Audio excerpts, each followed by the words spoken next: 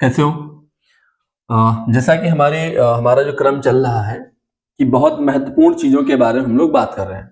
आज एक बहुत ही महत्वपूर्ण टॉपिक है जिसका नाम है लेंस मेकर सूत्र और ये परीक्षा में 6 नंबर का आता है। बहुत इंपॉर्टेंट है लेंस मेकर सूत्र और आपके लिए एक मोटिवेशनल लाइन भी है। द्वंद्व कहाँ तक पाला जाए, युद्ध कहाँ तक टाला जाए, तू राणा का वंशज है, भाला फेंक जहां तक जाए, है ना। तो आज इसी क्रम में हम लोग एक बहुत महत्वपूर्ण पॉइंट जिसे हम लेंस मेकर सूत्र बोलने वाले हैं उसको समझते हैं।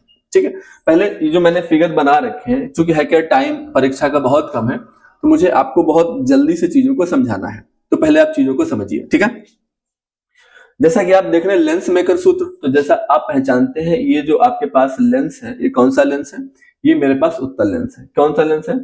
आप देख रहे हैं कि ये मेरे पास जो लेंस है, ये लेंस में इस तरफ अपवर्तनांक म्यू1 है, ये अपवर्तनांक भी म्यू1 है, यानी लेंस के इधर और लेंस के उधर दोनों तरफ मैं मानता हूं कैसा माध्यम है?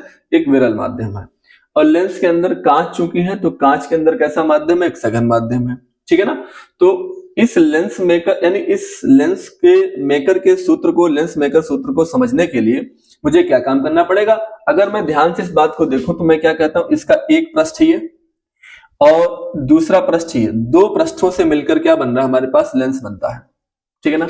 तो दो पृष्ठों को लेकर लेंस बनता है। तो हम सबसे पहला तो काम ये करें कि ये जो मेरे पास, जैसा कि मैंने दूसरा चित्र बनाया है, पतले उत्तल पृष्ठ द्वारा हम पहले अपवर्तन को समझ लें। तो तुम्हारे दिमाग में आ रहा होगा प्रश्न कि ये होता क्या है लेंस मेकर सूत्र? तो मैं बोलूंगा कि जो फोकस दूरी एफ रहती है, माध्यम का अपवर्तनांक रहता है ना, फोकस दूरी एफ और माध्यम का अपवर्तनांक, और ये जो तुम्हारे पास ये जो पतले उत्तल पृष्ठ है इनकी वक्रता त्रिज्या, इन सभी का गणितीय संबंध क्या कहलाता है? लेंस मेकर सूत्र कहलाता है।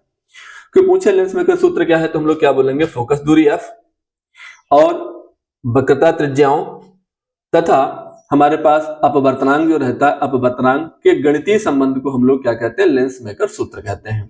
तो लेंस मेकर सूत्र को समझने के लिए आप शुरुआत कहां से करेंगे? सबसे पहले शुरुआत हम करेंगे इस पतले उत्तल पृष्ठ द्वारा। क्या करेंगे? पतले उत्तल पृष्ठ द्वारा अपवर्तन। ठीक, सबसे पहली जो हेडिंग हमारी पड़ेगी वो क्या पड़ेगी? पतले उत्तल पृष्ठ द्वारा अपवर्तन।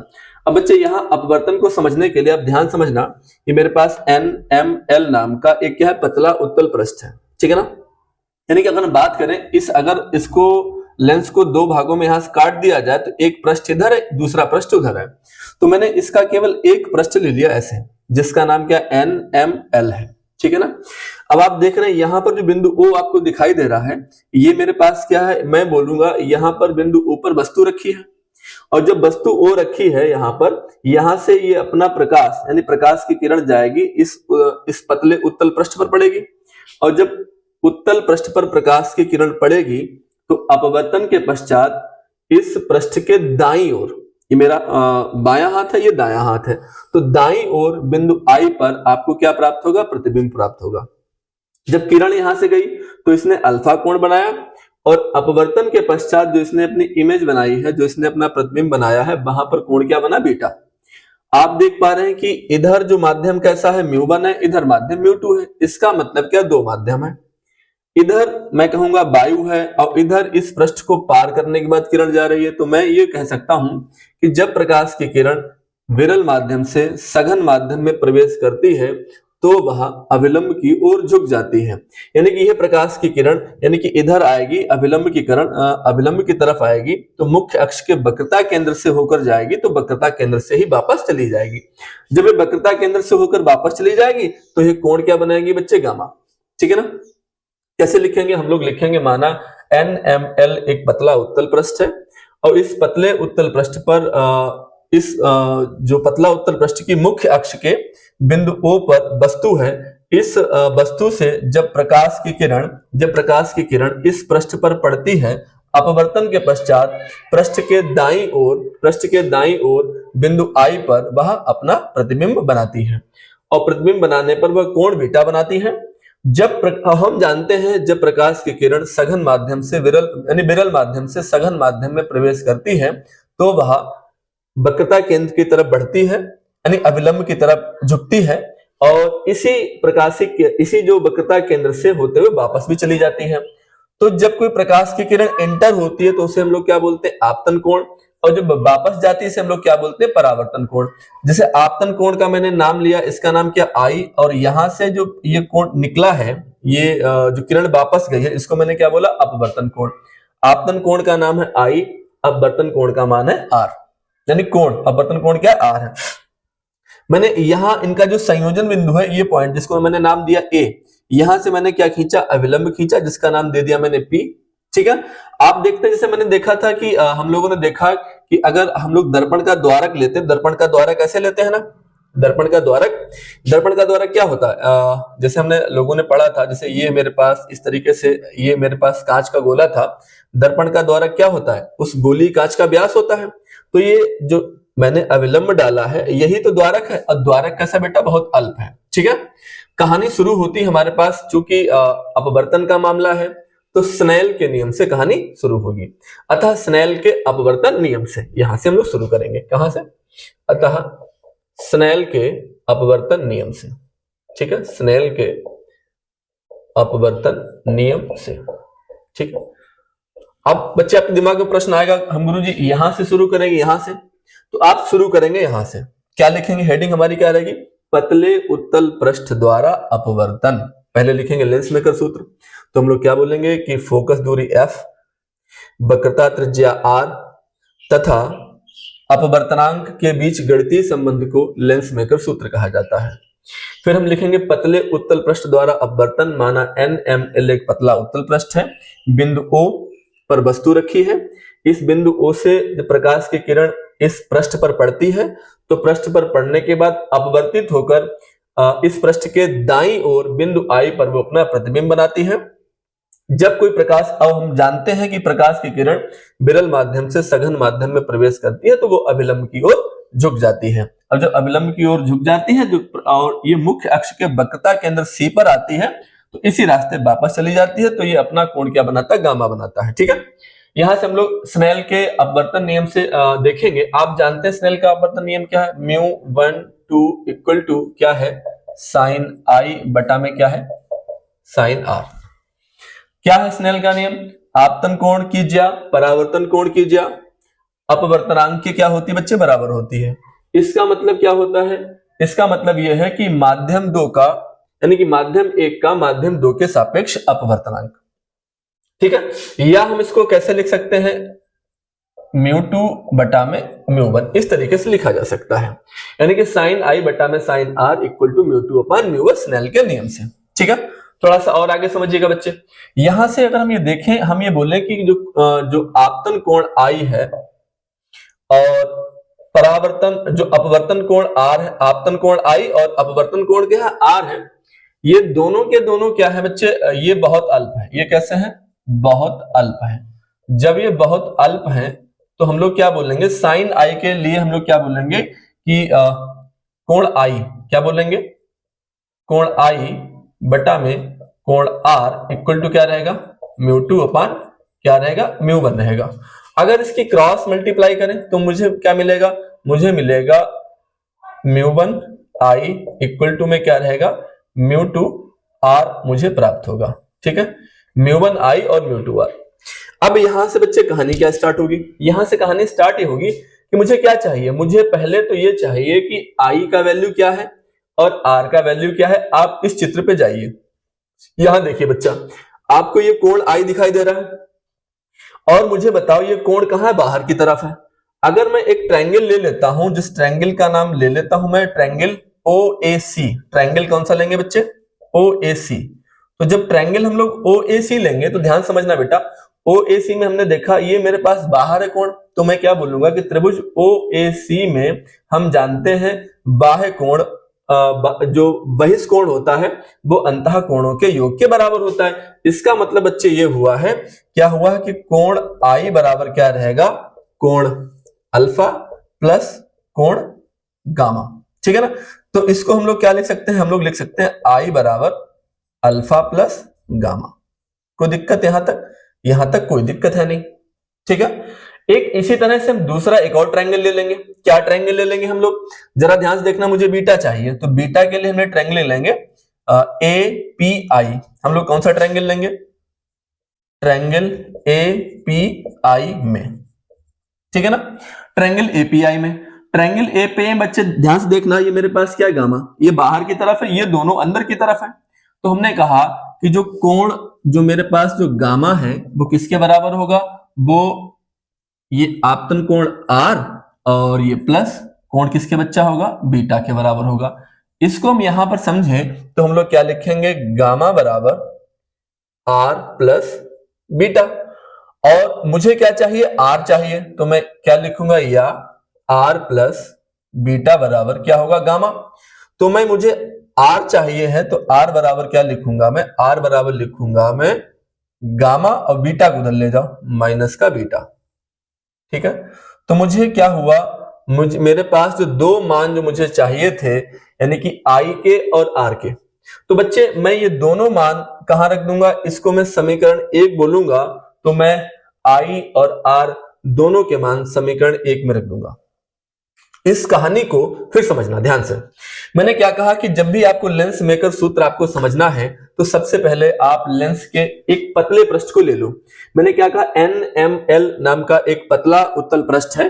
इस पतले उत्तल पृष्ठ पर जब प्रकाश यहां पर वस्तु रखी है, जब यहां इस वस्तु जो केंद्र मैंने O माना है, जहां पर वस्तु रखी है उसका पॉइंट का नाम क्या, O। जब यहां से बेटा प्रकाश पड़ता है, इस पृष्ठ पर पड़ता है, तो अपवर्तित होकर जो अपना इमेज बनाता है वो आई पर बनाता है अपना प्रतिबिंब, और आई पर प्रतिबिंब बनाने के साथ यहाँ कोण क्या बनाता है, बीटा। यहां से वस्तु जो किरण गई थी, यहां उसने क्या बनाया, यहां बनाया उसने अल्फा। और जब हम जानते हैं कि कोई किरण प्रकाश की किरण सघन यानी विरल माध्यम से सघन माध्यम में एंटर करती है तो वह विलंब की तरफ झुक जाती है, और चूंकि ये किरण यहां से गई और मुख्य अक्ष के वक्रता केंद्र से एंटर की है तो इसी रास्ते वापस चली जाएगी। तो इस केस में मुझे क्या चाहिए था, मुझे स्नेल का नियम। तो स्नेल का नियम क्या है, स्नेल के अपवर्तन नियम से 1 μ2 इक्वल टू साइन आई बटा साइन आर इक्वल टू μ2 अपान μ1। यानी कि मैं ये बोल दूं कि कोण आई और कोण आर दोनों बहुत छोटे हैं, बहुत अल्प हैं, तो मैं क्या बोलूंगा कि μ1 आई इक्वल टू μ2 आर। समीकरण नंबर क्या हो गया, एक। अब मुझे क्या चाहिए था, मुझे बेटा आई और आर के मान चाहिए थे, तो मैं इस फिगर पे हम लोग गए तो हमने क्या देखा, ओ ए सी एक ट्रायंगल ले लिया, ओ ए सी। तो ओ ए सी में ये बाहर है, कोण आई अल्फा और गामा के बराबर होगा, तो मैंने क्या लिखा, आई बराबर अल्फा प्लस गामा। फिर मैं चला गया कहां, त्रिभुज ए टी आई में, तो मैंने यहां क्या देखा, मैंने देखा कि कोण गामा इक्वल टू क्या मिलेगा, कोण आर प्लस कोण बीटा। यहां से gamma equal to R plus beta, या R plus beta equal to gamma, R equal to gamma minus beta. अब जो नेक्स्ट कहानी है, यानी कि मैं यानी कि आई का मान और इस आर का मान दोनों वैल्यूज को कहां रखूंगा, मैं समीकरण एक में पुट करने वाला हूं। जरा इस बात को ध्यान से समझना, ठीक है। देखो ध्यान से, देखो अब हम लोग लिखने वाले हैं कहां से, समीकरण एक से। कहां से लिखने वाले हैं, समीकरण एक से, ठीक है। देखना समीकरण एक से, समीकरण एक में जो बेटा इस कहानी है वो क्या है, मैंने क्या लिखा, μ1, और जो मेरे पास बच्चे आई का वैल्यू है वो क्या मेरे पास है, अल्फा प्लस ये मेरे पास क्या, गामा, ठीक है, इक्वल टू μ2। और जो मेरे पास बेटा आर की कहानी है वो क्या है, gamma minus beta, gamma minus का क्या हो गया, बीटा। ऐसे लिखा ना, ठीक है। अब देखो यहां से इसके अंदर मल्टीप्लाई कराओ तो क्या होगा, μ1 alpha plus gamma equal to में μ2 गामा माइनस क्या रहेगा, μ2 क्या रहेगा बेटा, बीटा, ठीक है। अब देखना यहां से स्टार्ट होती है यात्रा, हमारी जर्नी शुरू होती है, और ध्यान से समझते रहना पूरी बात को, ठीक है। मैं क्या करता हूं, इसके अंदर मल्टीप्लाई कराता हूं, μ1 alpha plus μ1 gamma equal to में μ2 गामा माइनस का मैं क्या बोलूंगा, μ2 बीटा। अब देखो अल्फा बीटा एक तरफ करो, μ1 अल्फा इसको इधर लाओ प्लस μ2 क्या हो गया, बीटा हो गया ना। अब देखो μ2 गामा इसको उधर ले जाओ माइनस μ1 गामा, ठीक है। तो मैं यहां लिखूंगा μ1 अल्फा प्लस μ2 बीटा, ठीक है, कोई दिक्कत नहीं। इक्वल टू, यहां से गामा आप कॉमन ले लो तो क्या बनेगा मेरे पास, μ2 माइनस μ1। ये जो समीकरण बनी है बेटा वो क्या बनी है, समीकरण 2 बनी है। एक समीकरण 1 बनी थी, अब समीकरण क्या बन गई बच्चे 2। अब ध्यान से समझना, इसी फिगर में आप ध्यान से समझना इस बात को, मैं क्या कहने वाला हूं। आपको यहां अल्फा का वैल्यू नहीं पता, बीटा का वैल्यू नहीं पता और गामा का वैल्यू नहीं पता, तो अब बच्चे अल्फा बीटा और गामा के वैल्यू कहां से लेकर आएंगे। तो मैं क्या बोलूंगा, आप ट्रायंगल ले लीजिए, कौन सा, ओ ए पी, यहां अल्फा है। दूसरा ट्रायंगल कौन सा लेना है हमको, ए पी आई, यहां बीटा है।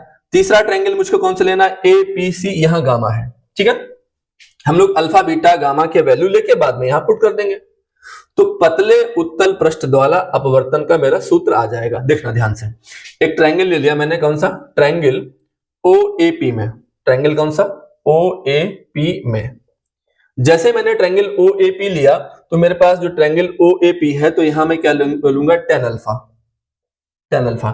तो मुझे बताओ लाल बटे कक्का के अकॉर्डिंग क्या होता है, लाल बटे कक्का के अकॉर्डिंग क्या होता है, यानी कि टेन थीटा लंब बटे आधार होता है।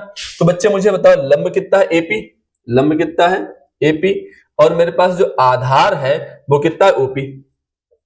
मैं बोलूंगा कि जो दर्पण, जो ये पतला उत्तल पृष्ठ है, इसका द्वारक बहुत छोटा है, तो मैं जो एपी है, जो एपी है वह लगभग किसके बराबर होगा, वो लगभग जो है वो ए एम के बराबर होगा। क्यों, पी बिंदु को मैं इस एम पर मानता हूं, ठीक है ना, ए एम हो गया।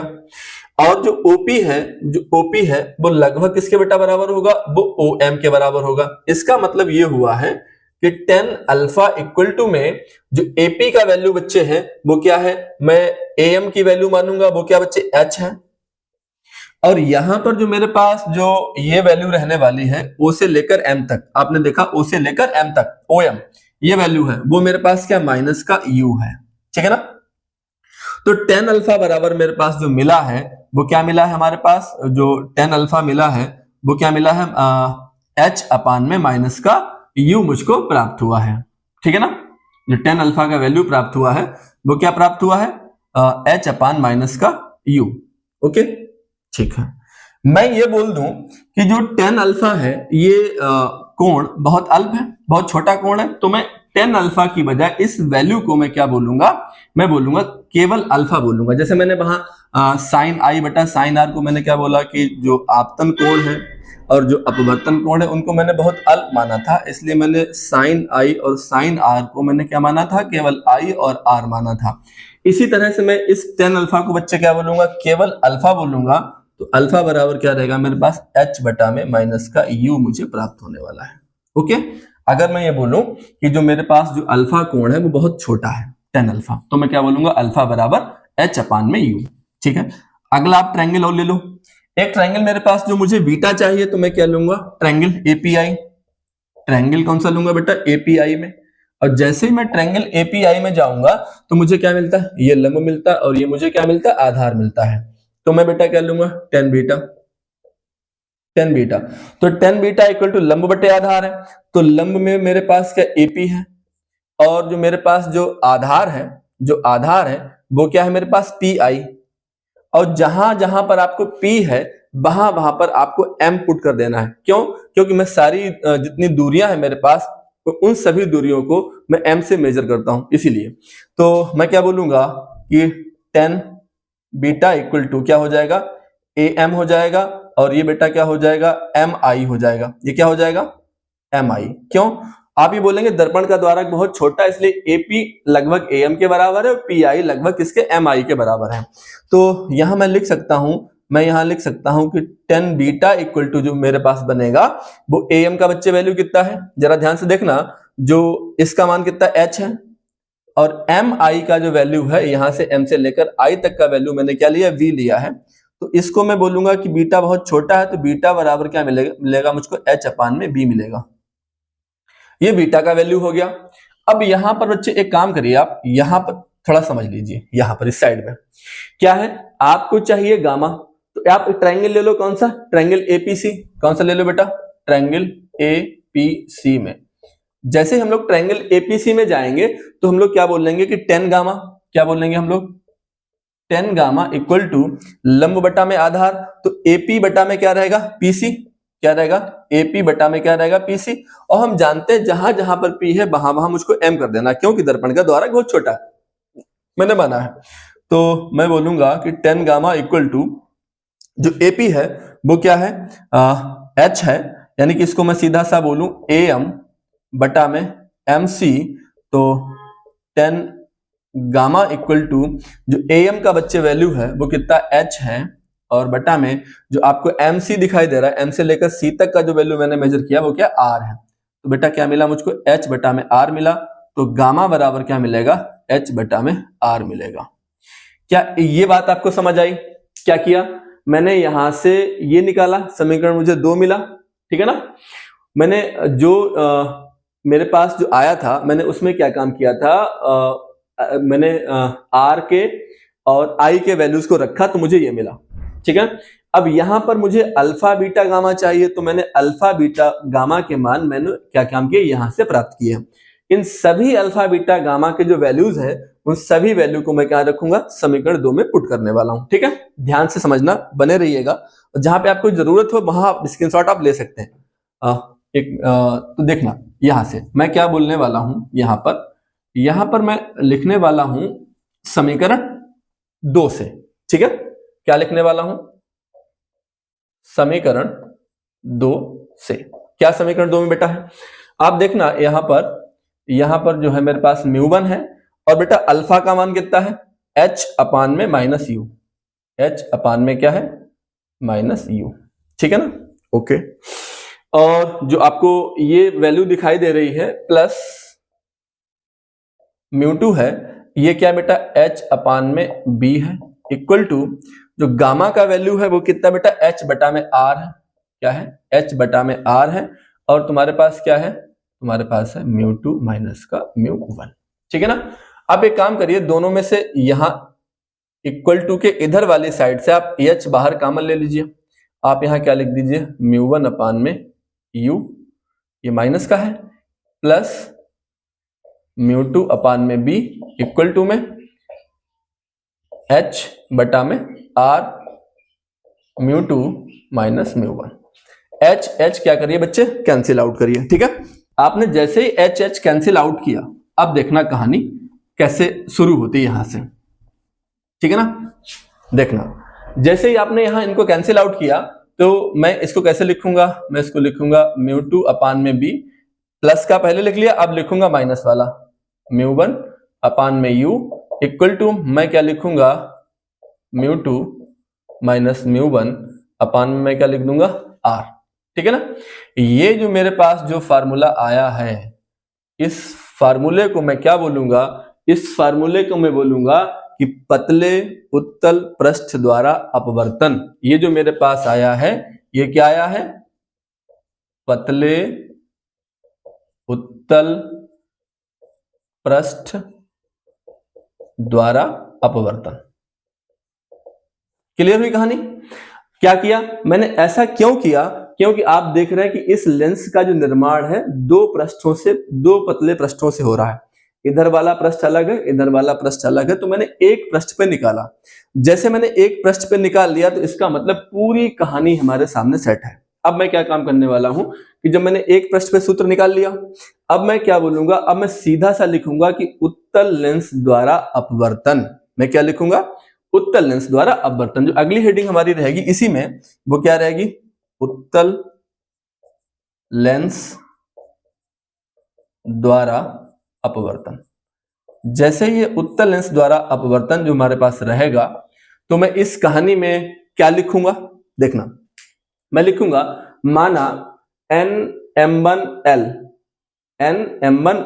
तथा NM2L के दो पतले उत्तल पृष्ठों से मिलकर एक लेंस का निर्माण किया गया है, और जो लेंस हमारे पास है उसके दोनों तरफ माध्यम का जो अपवर्तनांक है वो μ1 है, और लेंस के अंदर जो माध्यम का अपवर्तनांक है वो बच्चे क्या है, μ2 है, ठीक है। जब प्रकाश की किरण यानी कि यहाँ पर वस्तु रखी, बिंदु O पर जो वस्तु रखी है, जब यह बिंदु O से प्रकाश गुजरता है और इस लेंस पर पड़ता है, तो वह अपवर्तन के पश्चात बिंदु I डैश पर अपना प्रतिबिंब बनाता है, ठीक है ना। यानी कि एक अपवर्तन से निकलकर, एक माध्यम से निकलकर दूसरे माध्यम में एंटर होके मैं बोलूंगा, अगर मैं ये कह दूं इधर बेटा विरल है, यहाँ सघन है और फिर यहाँ विरल है, तो अपवर्तन होगा ना, एक बार सघन फिर विरल फिर सघन, तो ये अपना प्रतिबिंब कहाँ बनाता है, आई डैश पर बनाता है। तो मैं ऐसे लिख सकता हूं कि जो NM1L पृष्ठ है इसके द्वारा जो अपवर्तन होगा वह अपना प्रतिबिंब आई डैश पर बनाएगा, और आई डैश जो है वह NM2L पृष्ठ के लिए बिंब की भांति कार्य करेगा। ठीक है ना। देखो इस पृष्ठ के लिए आई डैश कैसे काम कर रहा है, प्रतिबिंब की तरह कार्य कर रहा है। इस M2L के लिए यह कैसे काम करेगा, यह NM2L के लिए जो काम करेगा यह आई डैश बिंब की भांति कार्य करेगा और अपना प्रतिबिंब कहां बनाएगा, आई पर बनाएगा। अपना प्रतिबिंब कहां पर बनाएगा, आई पर बनाएगा। तो हम क्या लिखेंगे, हम लिखेंगे NM1L पृष्ठ में अपवर्तन। ठीक है,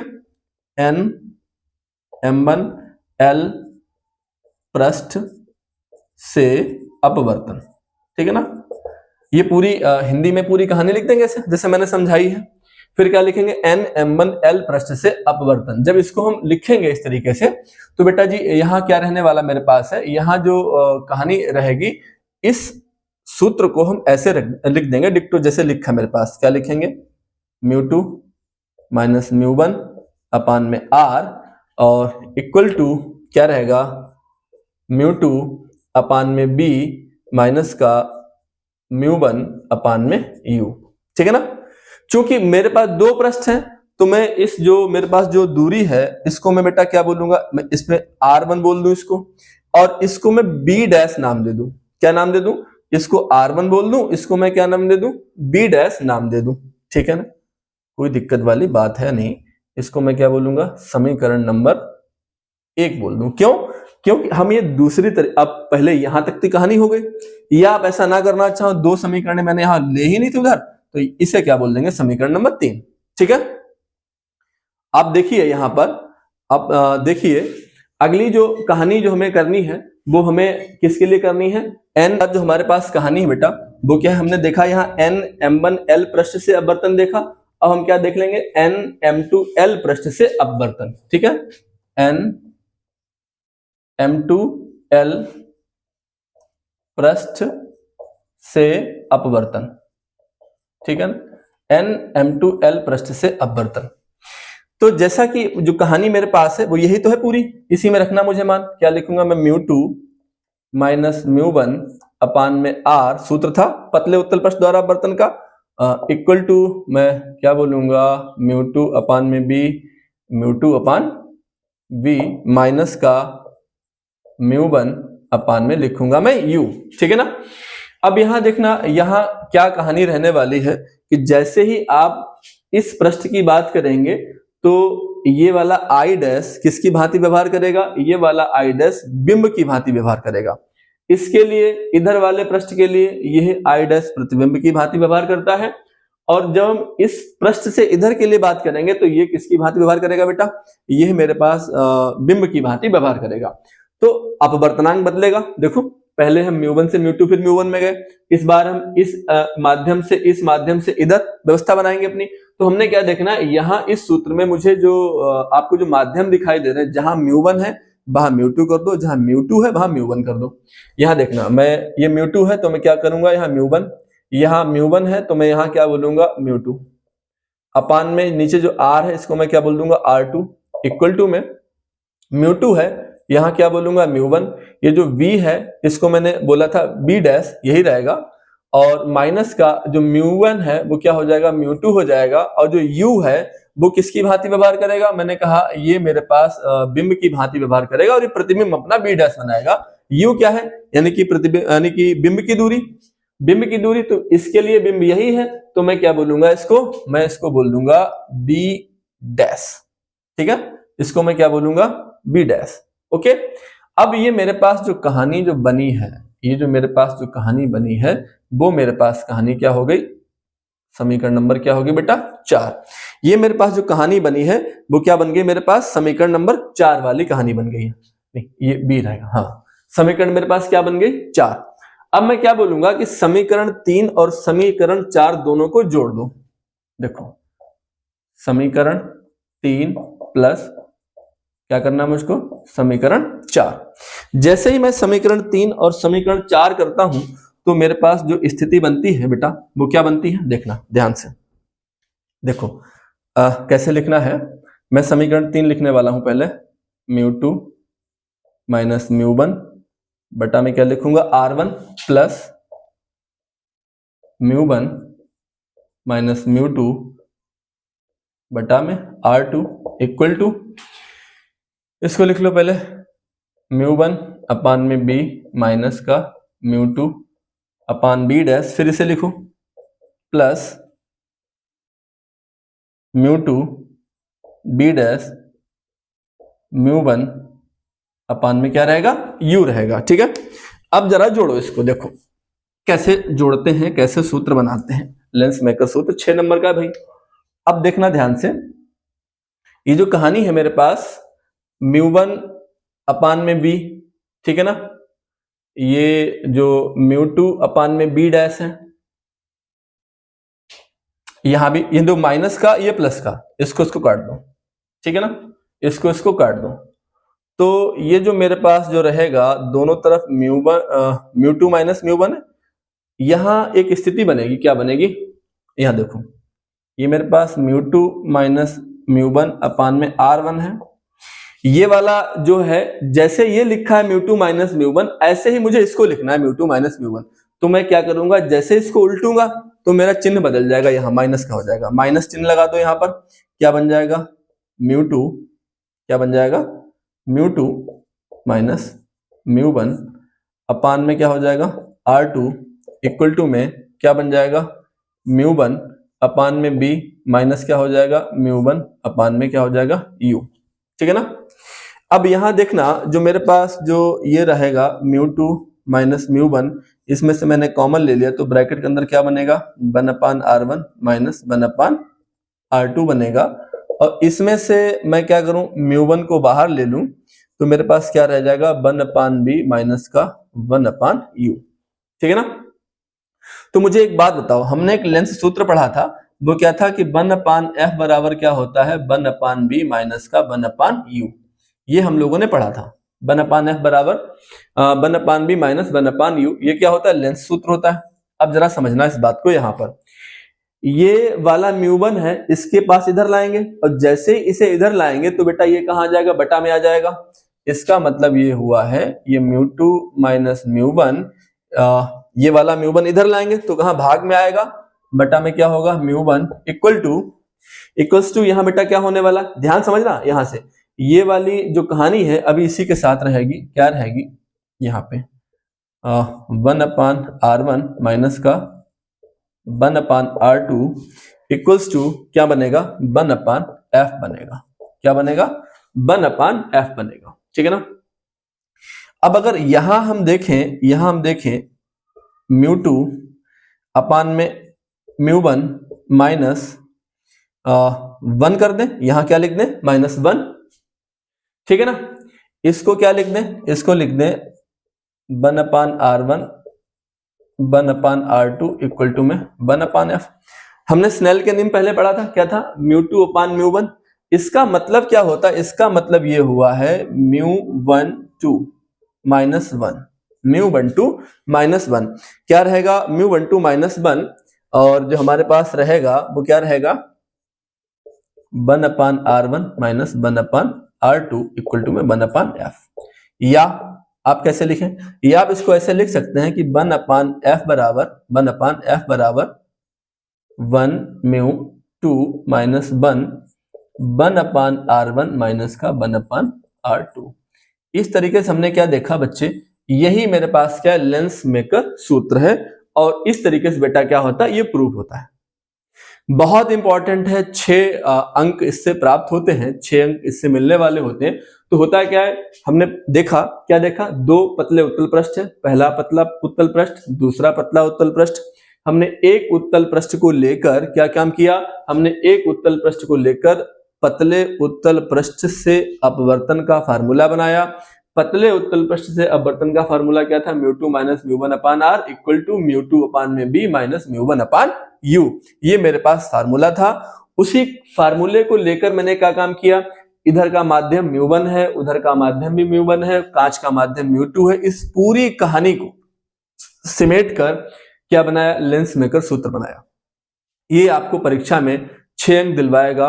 बहुत ही इंपॉर्टेंट है, बहुत ही इंपॉर्टेंट है। और इसी के साथ हमारे साथ बने रहिए। ऐसे ही हम आपको बहुत सारे इंपॉर्टेंट डेरिवेशन है जहां पर डाउट रहते हैं, वो सारे डाउट क्लियर करते हुए चलेंगे। और चूंकि मुझे बहुत सारी थ्योरी नहीं लिखवानी है, मुझे आपको आपके डाउट जो है वो क्लियर करवाने हैं, ठीक है। चलिए, आज की कहानी यहीं समाप्त होती है। आज की कहानी यहीं समाप्त होती है। अगले अंक में मिलते हैं, आपके साथ बने रहिएगा। ठीक है, जय हिंद।